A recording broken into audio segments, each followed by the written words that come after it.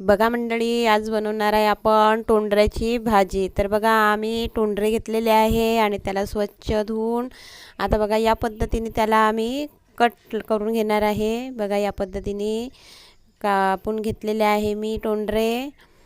खूप अशी सोप्या पद्धतीने मी भाजी सांगणार आहे ही आणि टेस्टी लागतात। मुलांना नाही आवडत म्हणून काय झालं, आपण या पद्धतीने जर भाजी बनवली तर नक्कीच आपल्या घरातले सगळे व्यक्ती ही भाजी खातील।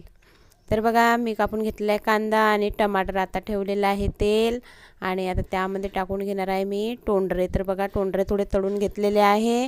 या पद्धतीने आपण टोंडरे तळून घ्यायचे आहे हे सगळे। बघा किती छान क्रंची झालेले आहे। जास्तही क्रंची होऊ द्यायचे नाही, पण थोडे होऊ द्यायचे। तर बघा आता टाकलेला आहे मी कांदा टाकल्यानंतर थोडं टाकणार आहे अद्रक सांबार लसणाचा पेस्ट आणि थोडं तिखट, थोडी हळद आणि चवीपुरतं टाकणार आहे मीठ आणि आता त्याला एकजीव करून घेणार आहे आणि त्यात टाकणार आहे मी एक टमाटर।